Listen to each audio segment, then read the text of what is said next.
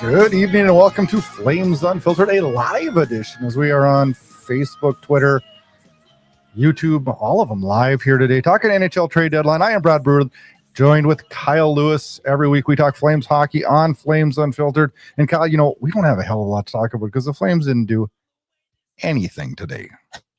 Literally nothing. There's lots of things that happened, of course, and details are still rolling in, but yeah, I'm surprised. I expected something, however small. What about you? Are you expecting anything at all today? Yeah, I went into the day thinking, okay, we're doing a live show. I'm going to do a live blog. I'm doing all these graphics. I'm doing all this stuff. It's going to be a dead day. And I knew that, but I thought there'd be a fringe move. Like I did. I just thought there'd be a fringe move, whether it be of Vladar or whether it be, I don't know, but it just never came. It just never came at all today. And I kept watching all these other teams make all these moves. And, you know, part of me was maybe a little upset, but then I tried to think about like the true reality of this and where we're at. And I kind of understand what Conroy is doing. He's sticking to the plan, right? That's what we've been asking him to do. Yeah, I mean, I think the plan in many people's minds would have included shedding some assets, especially considering some of the crazy prices that other teams are able to get. That's what I wanted to talk to you about. That's what I wanted your opinion on today, most of all. Yeah.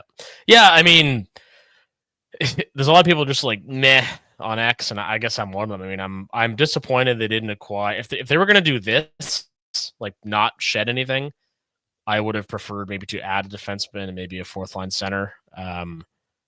But it beats the hell out of, you know, overpaying for rentals or, you know, giving up picks.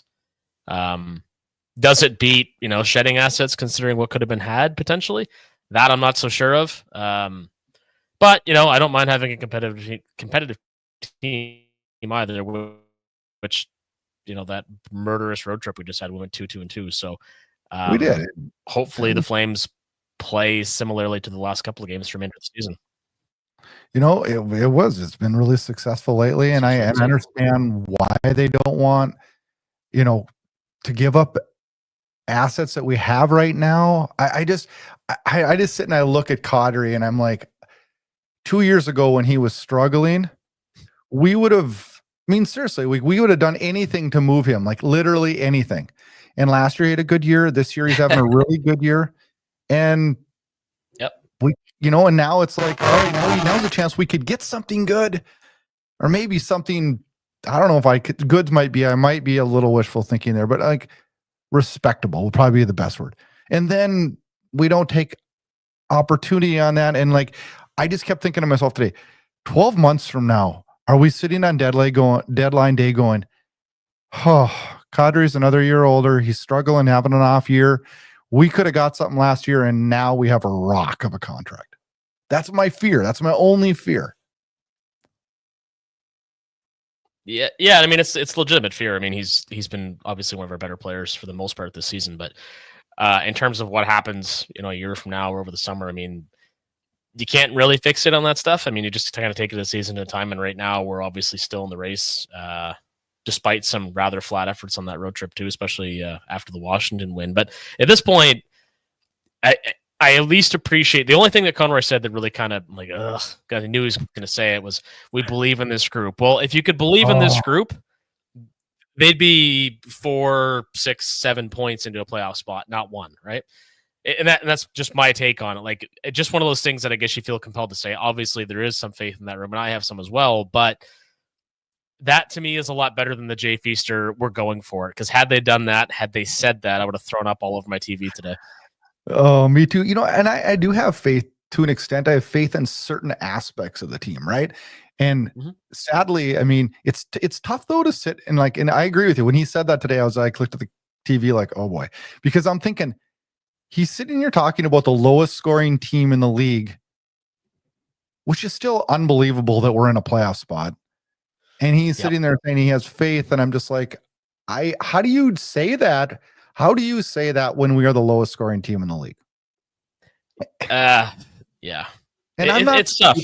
Like, he wasn't solving that problem today. And after seeing what Dylan Cousins went for, and, you know, he's not solving that problem today. Right. But Yeah, I agree.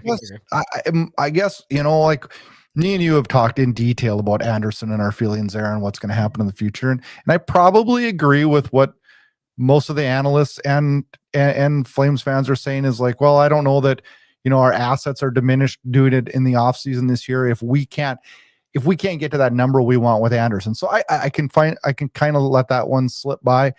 Mm-hmm. You know, Coleman, like what could we get for Coleman? What does Coleman bring to the team right now? As much as I've always been a Blake Coleman fan, he's not bringing a lot to the table right at the moment. Now, that doesn't mean he won't be a key guy if this team does find a way to hold its spot and make it to the playoffs. But it's kind of like a day of like what could have been as far as getting assets, I guess. I don't know. I mean, I'm not upset. I'm not happy. I'm exactly like me and you talked about before we went on air.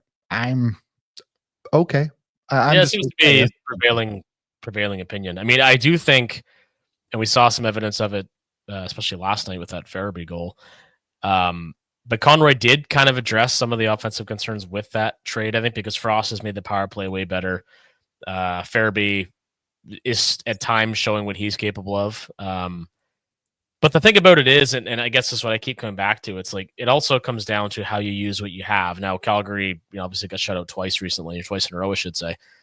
But the Dallas game, we absolutely should have won that game. The reason we lost that game, at least in my opinion, was the player usage in overtime. He just ran Huberdeau and Kadri into the ground. He didn't try Frost. He didn't try Farabee. He kept giving ice time to Sharangovich, which made no sense because he had a terrible, terrible game. I'm glad you brought this up. Did you notice on the play that they scored, like Sharangovich is on the wrong side defensively of the player? And I thought the same thing. I thought Sharangovich was awful yesterday. You know, he had the game winner in the Philly game and everything just seemed to go the Flames away in the Philly game. But I watched yesterday and it's like, all right, Farabee gets that goal. Backlund, gets a key goal.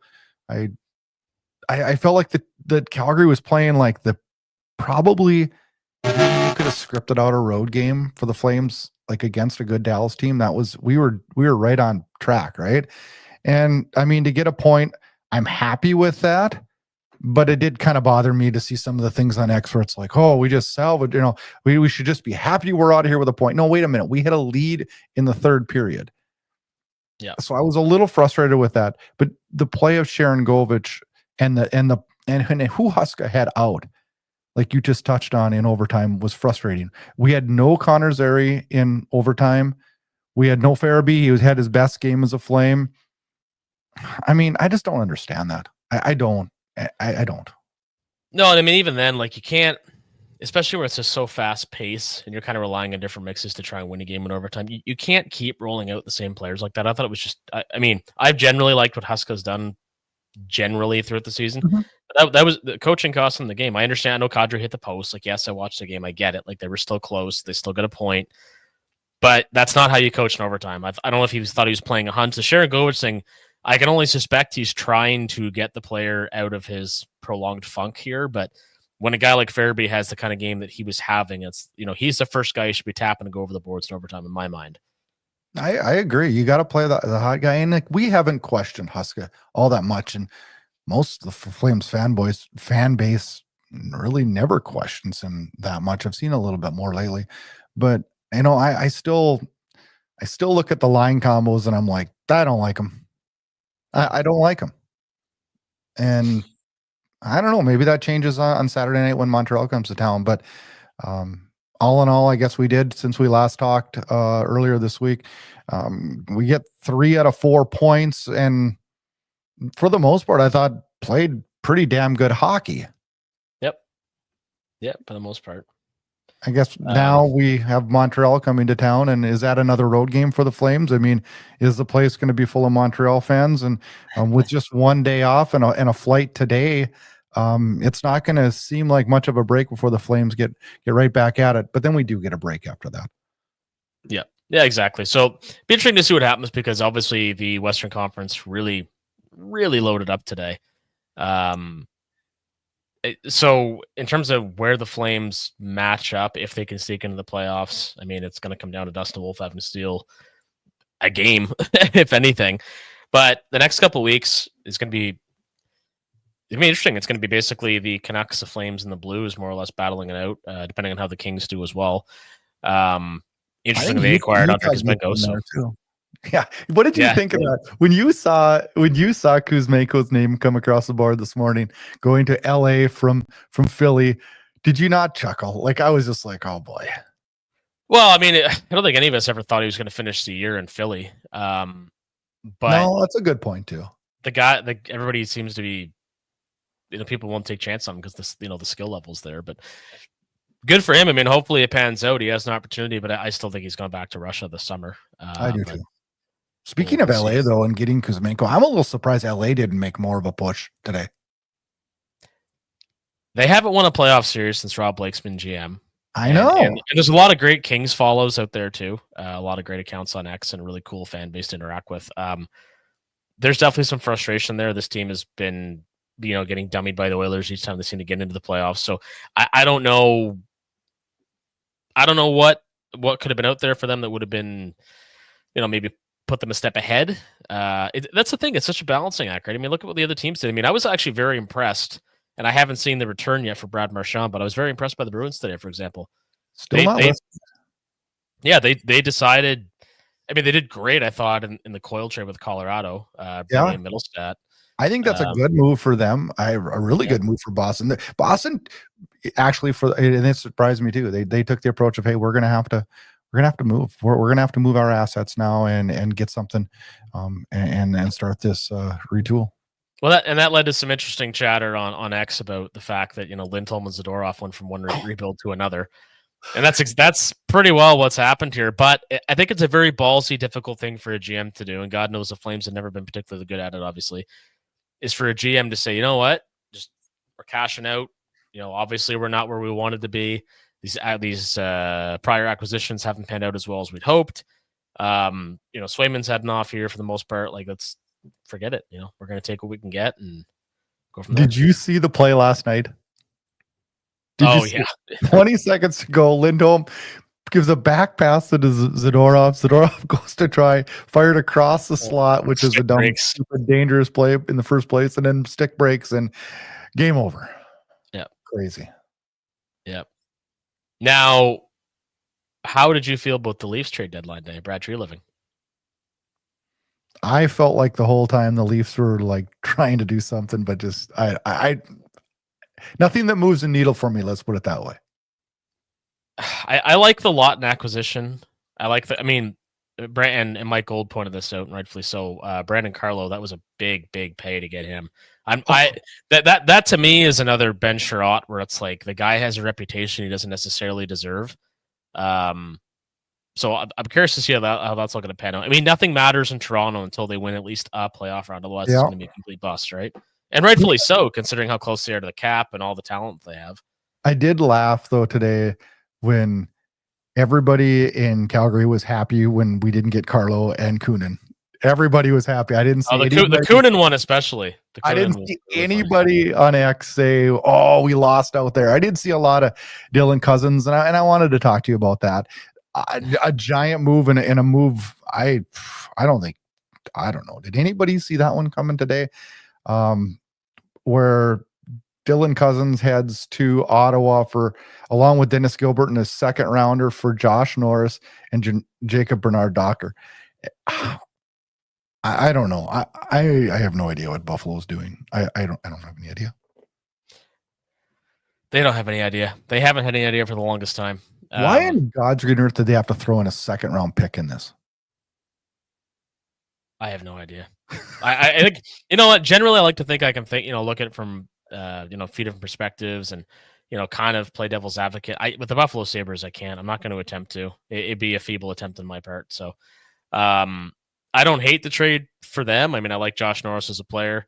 Mm-hmm. Cousins, I also like as a player, though I have questions. But I don't know if you saw on X or watching hockey last night, but Ray Ferraro absolutely shredded the Sabres for their total lack of support for one another on the ice, and they were just getting pushed around. Like, and he's right. If anybody's ever played hockey at any level, even if it's pickup, house league, whatever, it's pathetic to watch how seemingly incohesive that group is and how little they care about one another. So, you've brought this up far more than I have. That team's a joke, and I hope, because Buffalo has fantastic hockey fans and some really talented players. My God, I hope they get it together one of these days.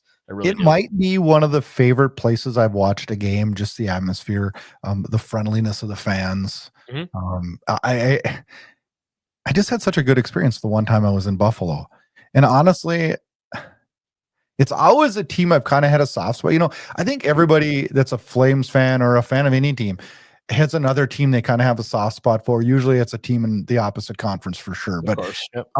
I have always kind of had a soft spot for Buffalo and thought, geez, I'd really like to see them get it together, because you said it, their fan base deserves way better than what they're getting right now. And I sit and I look at this, and I look at the trade, and I'm like, I have some of the same reservations about Cousins that you do, although I still think he's got a huge upside. Josh Norris, I love him as a player, but he's very injury prone. Bernard Docker is a great defenseman, and I think he's going to be one thing that Buffalo is going to be happy in this deal. But I sit and I look at this deal, and I'm like, couldn't it have been Cousins and Gilbert for Norris and Docker and just been good? Like, I just look at the second round pick, and I'm like, what? Like, why did that have to be thrown in? And we see that in Buffalo with Adams all the time. These moves are just, everybody shakes their head when they see a Buffalo transaction. Or a signing. They signed, oh my gosh, Jordan Greenway for $4 million. Yeah, I saw that. Holy cow. I don't know.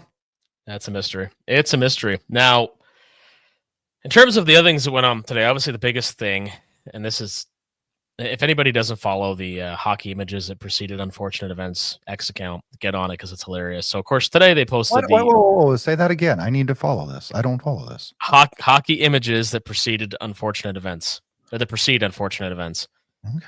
So the example from today, and probably the best one of the season so far, was they posted the Carolina Hurricanes welcoming Mikko Rantanen to Carolina. So I don't even know what to make of this, because I mean it's fascinating. I mean, good for the Dallas Stars, and honestly good for the Hurricanes for getting the return they got. I think Stankoven and 2 firsts is a great haul. Rantanen, I don't know that he's going to be as effective elsewhere as he was in Colorado, but that remains to be seen.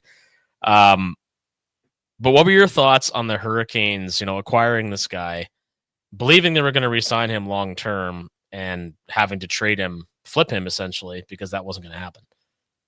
It is. Let me put it to you this way.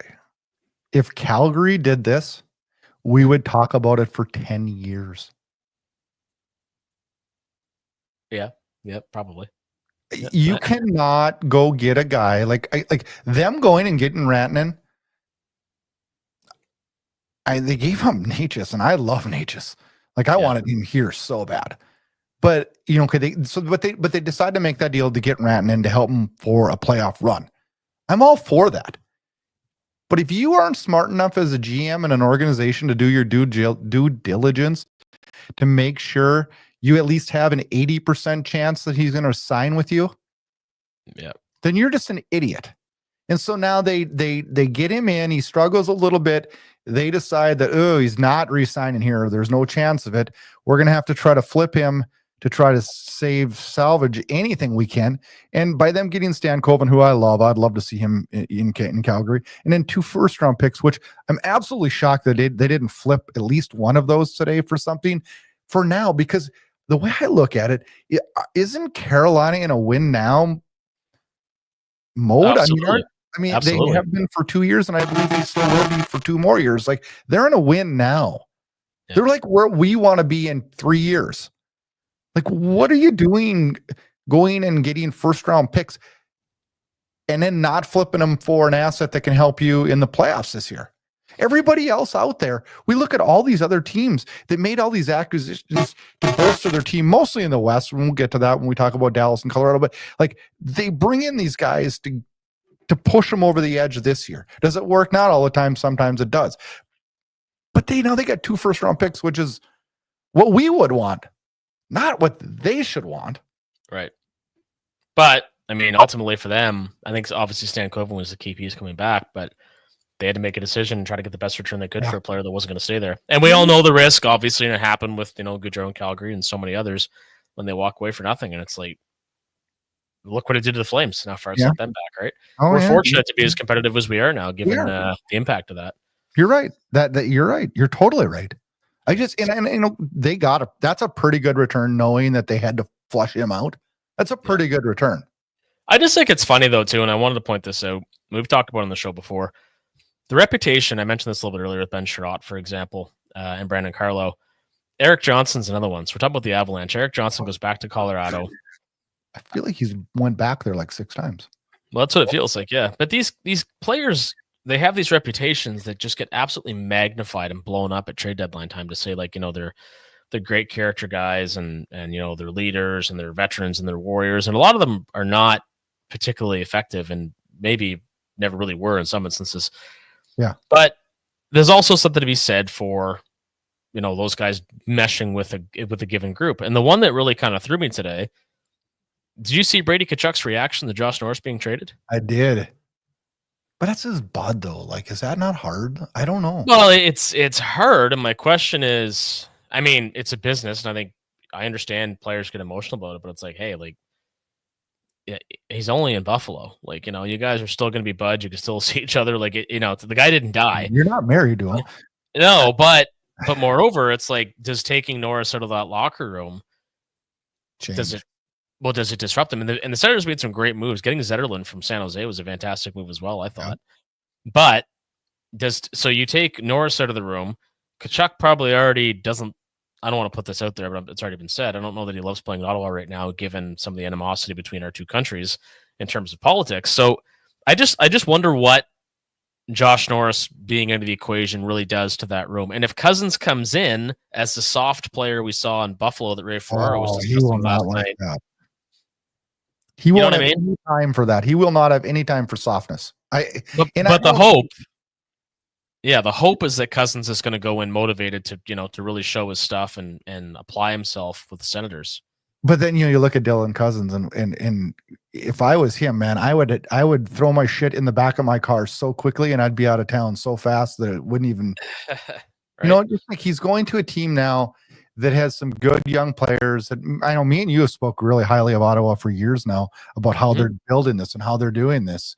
And there's been a few hiccups in the road, which I don't know that there's any team that doesn't have that. But like, I really like the direction they're going. And honestly, I was surprised last year that they didn't see bigger success out of it. And this year they're there. I mean, it's going to be a grind, but it is going to be interesting to see if they can hold that together, how Cousins reacts, how he fits in, and if this pushes this team into the playoffs, because that's a hell of a race in the Eastern Conference.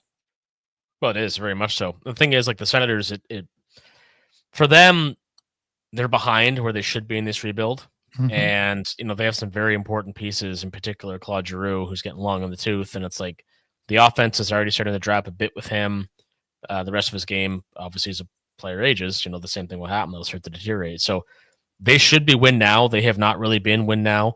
They've had some goaltending issues. They've had some major consistency issues. So they're a team that really needs these moves to pan out. They have to make the playoffs this year. Because if they don't, I could see big changes this summer. I believe could too. I could see some big changes also. And the patience is there, is gone, right? Colorado Avalanche. Oh boy, did they bolster themselves today? Last night they bring in Brock Nelson, and then today we see the Johnson move. And where's my other chart here that shows? So yeah, yesterday they bring in Brock Nelson, which makes their center core ridiculous down the middle. And then today they bring in Charlie Coyle, but they do lose Casey Middlestat in the Coyle deal. Did that transaction surprise you? And did it also surprise you that Nelson landed in Colorado? A little bit. I wasn't really expecting the Islanders to be sellers necessarily, but I think Nelson's a pretty underrated player. I think he is too. He trains with McKinnon in the summer, so there's a relationship there. Colorado looked to have maybe lost a step this year. Then, of course, after the Rantanen trade, people were kind of really wondering, do they have the horses to make another run?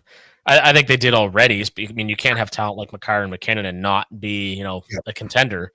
But I think they gave up significant amount rather to get Charlie Coyle to Boston. Mm-hmm. I agree. But that's what a team that wants to win right now is. That's what you have to do. So yeah, I like what they did. I watched them, albeit against San Jose last night, and they just look like utter domination. And I just look at that down the middle, and I know what Nelson's going to bring them, and Coyle also. But that's a strong built team now, and it'll be interesting to see how that pans out, and how they'll go up against the other team that we can talk about now that really, really bolstered themselves, and that's the Dallas Stars. It feels like late 90s, early 2000s. I think Dallas and Colorado at the top of the West. Yeah. The one thing that's great about hockey, though, is that there's always upsets in the playoffs, and there's always teams that aren't as good as you think they're going to be. So both teams are poised for a deep playoff run. I wouldn't be surprised to see one of them get bounced in the first round because of a hot goalie, because of whatever. But it's really interesting to see how they stack up against each other. I mean, I felt that the Oilers, we may as well talk about them too, again, with a player like McDavid and a player like Draisaitl. I mean, you're going to be in that mix too, but I really think they needed to get a goaltender, and I really think that they had some depth issues they needed to address. They didn't really do those things, so I think they're like a step behind Dallas and Colorado, but remains to be seen. We've got about, 18, 19 games left in the season? Yeah, about that. So, were you surprised that Edmonton was so quiet? I mean, we know they're in cap hell, and they have the Evander Kane thing hanging over their heads, but which to me it sounds like, based off what I was learning today, that he will be completely out for the regular season. But I think he's done for the year, isn't he? The report I just said regular season, which would be an Edmonton thing to have him back for the playoffs. Not that I don't know that I get feelings that they don't want him back. Which, well, he's as divisive a personality as you're ever going to find in hockey, I believe. That's exactly what I was just going to say, and you said it first. Yeah, and it's a known thing. It's not like, it's, like I mentioned Daniel Sprong, moving again today. Well, it's a relatively known thing in hockey circles that Sprong is a tough fit in a lot of dressing rooms. And I'm just, saying that based on what I know from people who work in the game. Now, as far as Kane goes, him being out or not, we know he's not coming back, at least for the regular season, is obviously it's a big loss for the Oilers, because he does play the game a la Brad Marchand, a la Sam Bennett, a la Matthew Tkachuk. But the other pieces that the Oilers acquired and around that, like Jake Wallman, another offensive defenseman, Trent Frederick, who's also hurt right now, I don't really know what kind of team they're trying to build here. They didn't acquire players, to me, that are going to push you further in the playoffs. I would agree. It just seems to me that the idea is, we got so close last year, we're going to run it back. It's like, yes, you went to Game 7, so it's very much a coin toss in a sense that you could have won, and you still have a team that could win. But ultimately, there's some holes in that team that got exposed, and the guys they brought in are significant downgrades from Broberg and Holloway, who they lost, to offer sheets last season, or last summer, I should say. So I don't see them as significant a threat as Dallas or Colorado. I think there's still somebody to keep an eye on, but they didn't get better in my mind. I don't think they get better at all, quite frankly. Dallas and Colorado most certainly did. I would totally agree. And the team that I really was surprised today was Vegas. I saw on X about 10, 20 minutes before deadline hit, I saw they just said hi on Las Vegas, or good morning. And then a few minutes later, it said hi on the Vegas Golden Knights X account. And I thought, oh no, that means they've got something in the back burner here, and they're going to fire down a big trade. And nothing came from it. So that really, really surprised me. But I'll tell you what, I think we could all agree that the Western Conference has been, I don't know, maybe you wouldn't agree, but weaker this year. Would you agree? Yeah, mostly because there's so much parity in the East, and there's some surprises in the East that are really surprising, like the Blue Jackets, for example. Mm-hmm. And then you have some teams that kind of made some noise in the second half, like the Canadians, who were really bad to start the season. So I would say the East is more competitive for sure. I think so too. And I just look at what it's going to take to get into the playoffs in the East versus the West. And it's like, I mean, it's going to be different, right? And I look at what teams in the West did with the Dallas and the Colorado, and they literally bolstered their lineups. And I sit and I look at Vegas and LA, and I'm like, oh, in Edmonton too, for most part, and like, I think you guys are getting left in the dust. But deadline day deals don't always work out. Being a Flames guy, we can list off 100 of them that didn't work out. But I don't know. It was kind of a quiet, ho-hum day. I getting back to the Flames before, I'm still waiting to see what Marchand's return is here. But getting back to the Flames, I saw Conroy had mentioned that not using up retention spots was disappointing for him. Were you surprised that didn't happen? A bit, yeah. I mean, I always have the expectation, and I alluded to this earlier, I always have the expectation that something's going to happen. And a lot of times it's something you don't quite expect. It's just, trade goes into the queue. It's announced after the deadline that they traded a 4th-round pick and an NHL defenseman to some team for a depth defense. You know what I mean? Like, there's always something. I know. To do absolutely nothing, which I believe the Montreal Canadiens also did absolutely nothing. Did you know, I'll interrupt and I want to hear the rest of this. Do you know that the Islanders have not done anything on deadline day for 4 years straight? I did not know that. That's actually remarkable. And good for them for showing such self-restraint at a time when, much like free agency, teams just go absolutely batshit crazy. Yeah. Yeah, I mean, I struggle a bit because we know how good the Flames can be on some nights. We know how good the goaltending is.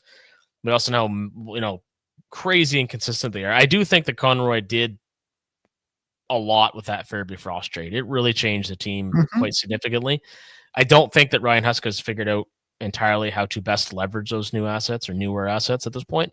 And I have concerns over the defense. I mean, I've said all year that I thought, Hanley was playing a bit over his head, and I also think he would have caught a really handsome return. Solovoyov was not quite, where I'd like him to be. I was hoping he'd be a regular. So there's pieces we could have acquired to augment this team a bit. But again, as we said at the outset of the show, and as we saw all over X, it's like, hey, Flames fans are generally fine. We're not happy. We're not upset. And kudos to Conroy for staying the course. I mean, had he sold off on those assets and we missed the playoffs, maybe next year we're not as good as, or not as much better as we hope we'd be, for example. You can't predict the future. And that's kind of the beauty of the sport is there's so much parity. That's why I liked, the Bruins taking the chances they took today, as I said earlier. But as far as the Flames go, it's like, okay, so maybe it does give the locker room a bit of a boost to play as hard as they played against the Stars in Dallas.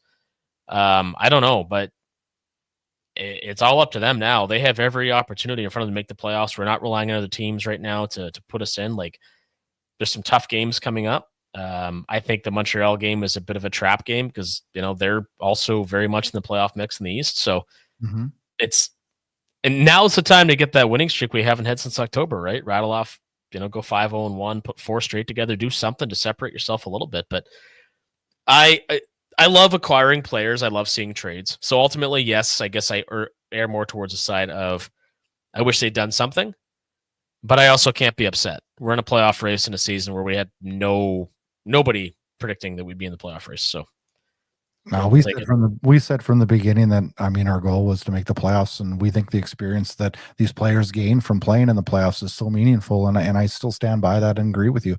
We think about it this way. Was it last year or the year before we sat and had to get excited about getting Nick Ritchie? Bad somebody reminded me last night. Somebody reminded me of next somebody how Daryl Sutter used Nick Ritchie in a shootout, and it actually kind of made me mad in a funny sense. I'm like, damn it, why would you remind me of that? Because I completely forgot that. It's kind of like having Sharon Govich out there last night, right? You know what? I would actually argue Sharon Govich in overtime, despite the fact he scored 30 goals. I actually, based on how he played, I thought it was worse. I really did. Really? Sure. I can score in a shootout with a little bit of luck. Well, we may get to watch that, huh? Well, yeah, there's a decent chance. I'll put it that way. Dan Vladar was a guy that we all had talked about in and thought that maybe he would be a guy that'd be moved. Me and you kind of went back and forth on that quite a bit. Mhm. Yesterday, Connor Murphy gets signed by the Flames, $775,000 two-way deal for the remainder of this season. We saw that, and I did see a lot of people on X say, "Oh, that means that Vladar is getting moved." I didn't necessarily think that. Your thoughts on Vladar staying with the team? I think had Devin Cooley come back from injury as good as he was prior to it, Flair would have been traded 1,000%. 1,000%, I believe that. I agree. I agree. Yeah. But you know what? Is it maybe a blessing? And boy, would I never wish someone coming back from an injury slow. I never wish that upon anybody. Is that though? Maybe a blessing for this team in the fact that we're going to get to see how Cooley comes back from that, and to see if he can regain the solid play that he was showing us prior to that injury. And does that solidify a little bit more of our feelings for the future, moving up into an NHL spot next year? There's a lot of unanswered questions. I think in goaltending this year, we have to just be so thankful we've learned what we've got in Wolf, and I think we can all agree that he's a starter in the National Hockey League now, and that's huge to know that. And I don't sweat the backup goalie that much, but you know what? I feel comfortable with both Vladar or Cooley, no matter who we decide to go with next year. I'm not so sure about Cooley now. I was also very unsure about Vladar until more recently. He's played much better. It also wasn't reasonable to expect that, Wolf was going to play 17 of the remaining games, for example.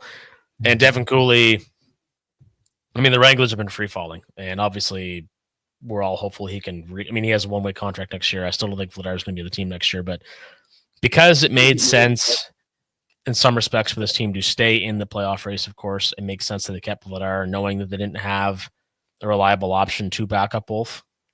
And God forbid, one injury to Wolf and you trade a Vladar, and then Cooley's your starter, right? Then we worry, right? Then people are screaming that, you should have traded Coleman, Kadri, Anderson, et cetera, et cetera. Some people are going to say that anyway, and I get it. I completely get it, right? Yeah. No, where things are right now was the right move, I think, to keep Vladar if they believe their own message that, we believe in this group and we're going to ride this out, because otherwise it could have been disastrous. And that's not to say that they shouldn't have sold off these assets, like we said earlier. That was a lot of people hope for that, and understandably so. We were damned if we do, damned if we don't. I was mostly pointing to the Kadri one. That is, like, if you just said, Brad, what's your, like, if we'd have talked this morning at 8 a.m. and said, all right, what's your goal for today? It'd have been like, hey, let's move Kadri. Let's get as much as we can there. Preferably a center that we can place hold, like a Casey Middlestad. I kind of always had a gut feeling he'd go back to Colorado. I had rumors and rumblings today that was talked about, but Kadri didn't want to go back. Now that's just backdoor talk. I don't know. I don't have any validity behind that. That would have been one thing that I guess I could have seen. Do I think we get the same thing with Anderson in the offseason? I don't know. Probably. I'm interested to see where that goes. The Coleman thing, I think he's a key part of the future, but I also think we could have got something today, and he's not getting any younger either. So I go back and forth, and you know what? I got to stick to my guns that we said we wanted to make the playoffs, and if we would have done what I just said, we wouldn't have made the playoffs. So I probably just need to be quiet and be happy, right? I'm going to throw this out there. Not that I think it's realistic, but it's a super fun thought to bounce around in your head, okay? Can you imagine, and I know I can, although I can't see it happening, if the Calgary Flames make the playoffs and pull a Columbus Blue Jackets or the Tampa Bay Lightning of whatever it was 6 seasons ago against, who did they beat? They beat Boston, didn't they, in 4 straight? Well, Columbus beat Tampa in 4 straight. Or Tampa in 4 straight, yeah. Well, and then Boston, but you got to look too. Boston was the best team in the league last year and got knocked in the first round. It can happen. Yep. We're in a place, like you just said, we're in a place to play Winnipeg in the first round. I'm glad you mentioned that, actually, because of all the teams and all the bold moves, the team that I think I actually liked the most today was Winnipeg. Really? I thought they did exactly what they needed to do. I think getting Luke Shen is a brilliant move for them, because Winnipeg is such a solid team already. Mm-hmm. The goaltender swap, Kakinen for Chris Trigger out of Florida, was kind of like, whatever. but it's a bit out of depth for them. But I really, really like them acquiring Luke Shen. What was the other move that they made? Tanev. Oh, bringing back Brandon Tanev, yeah. And then posting the creepy photo of Tanev from a few years ago. Photo ever going to go away? But I mean, you've acquired two players who are built for the playoffs for a team that's underachieved in the playoffs, a team that got absolutely dummied by Colorado.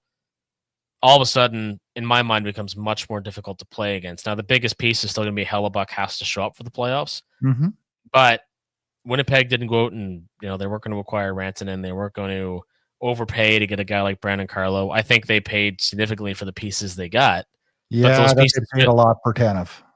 Yeah, but those pieces fit what they're doing. And I agree. hopefully this is year they go on a deep run because God knows they've got the offense to do it. They should have the goaltending to do it, but now they've added those intangible pieces, the tight checkers, the tough players, the shot blockers, the guys that could really difference, between, trying to hold a 1-goal lead with 5 minutes left in a playoff game. Like those guys make a difference. So, and I think Hellebuck's experience at the Four Nations will help him in the Stanley Cup playoffs this year. I do. I also think the experience of last year of just, getting run roughshod by Colorado, I think is going to be huge too. So Winnipeg to me is still a team on the rise, but at the same time, their window of contention based on the age of their current core is not as long as they'd like. And that's why they made the moves they made. So kudos to them. There's a good not many people. I think if you'd have polled us all at the beginning of the year, and not many of us had Winnipeg high up there. I had them making the playoffs. I didn't have them as high up as they're doing this year, but a little bit of a surprise in Winnipeg, but I agree. I like what they did today too. And it's another team that's going to be really fun to watch, but it is also a team that if Calgary played them in the first round, I wouldn't necessarily say that we were going to get slaughtered or anything. Yeah, I could agree with that. So whatever the case, it's interesting. It's going to be very, very interesting. Now, as far as the Panthers go, because we should mention them too, because obviously they had a huge day. I can't imagine a more annoying line in hockey than Tkachuk, Marchand, and Bennett. Oh my God. Can you imagine? I'm just looking now to refresh to see if there's a return on that yet. There is no return, but yeah, Brad Marchand as a Florida Panther. Yeah, but I don't, I don't see Florida repeating, and I can't give you a concrete reason why, other than it's a very difficult thing to do. I think Tampa, by reacquiring Yanni Gourde the other day and Bjorkstrand, like they're a bit of a dark horse now. They're still a really good team. Yeah. I agree. I don't know. I don't see Florida going all the way again, and also the fact that they did it last year, and it's so hard to repeat. It's a long grind, and they're not going to sneak up on anybody. I mean, I don't know. Right now, if I had to give you a cup winner, I'm not sure that I could. But Florida obviously is up there. Tampa has been, I think they're always a playoff threat. Toronto did some things that, I think are good. Even if they paid, in my mind, too much for certain things, the market's the market. They acquired some pieces that they need. I think their goaltending is still a huge question mark in the playoffs. But in both conferences, it's so hard to predict who could come out of them. I sit and I look and I'm like, I look at Toronto and I look at Edmonton and I said, if they both could have solved the goaltending issue, I think they both would be favorites. Yep. I love Florida right now. Like I agree though. I just don't, there's not many teams that can go through that grind year in and year out and come out. And especially the way the Panthers play, right? It's going to be tough. I love what Tampa has done. I love watching them and how they're like secretly so good. And then when actually a lot of people had already written them off, I think Dallas made strides today, and I think Colorado made big strides today. And I can't wait to see how that all faces up against the LAs of the Vegases and the Edmontons. I think, when you look at teams that probably should have done more, at least in terms of selling, and not to say it's an easy thing to do, but Nashville, man. They think they're going to run this back next year. They think that they're going to be just fine. I think they're crazy. They're going to be worse next year. I'd put money on it. Yeah. Anyway, it's going to be interesting to see how it all plays out. So, on a fun note, as a Flames fan, I acquired something today. Sure. I don't even know what this is. I got new gloves. Ooh. Now, I already had a pair of gloves like these. The reason I wanted these ones is they are left over from, I can hold this right way, Trevor Lewis. Oh, Trevor Lewis. So, Pro Stock Hockey. If you want to buy pro hockey gear for yourself, if you play meaningless pickup like I do, they have all kinds of jerseys, socks, helmets, pants, whatever you want. So, go buy stuff from your favorite team. I got a stick from them too. They're good. Yeah, they got a lot of really, really, really cool stuff. All right, Montreal comes to town on Saturday night, and then Wednesday, a big battle as Vancouver comes to Calgary, and on Friday night, Colorado. This is a big homestand. Montreal, Vancouver, Colorado, and then the team heads out east again. Important points on the line. We'll see.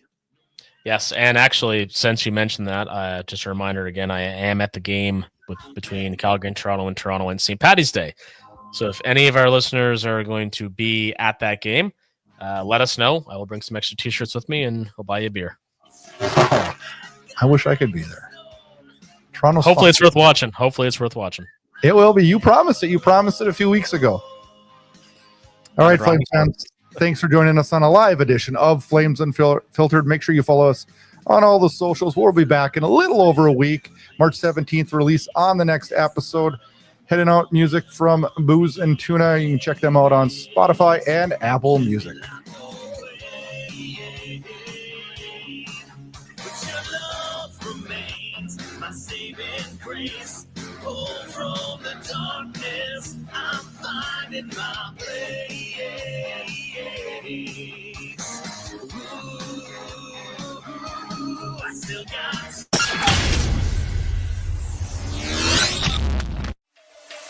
Thanks for listening to Flames Unfiltered with Brad Burud and Kyle Lewis, your source for unfiltered Calgary Flames hockey talk. Keep it locked on flamesunfiltered.ca. Subscribe where you get all your podcasts to never miss an episode. Flames hockey talk every week, presented by Inside Edge Hockey Media Group.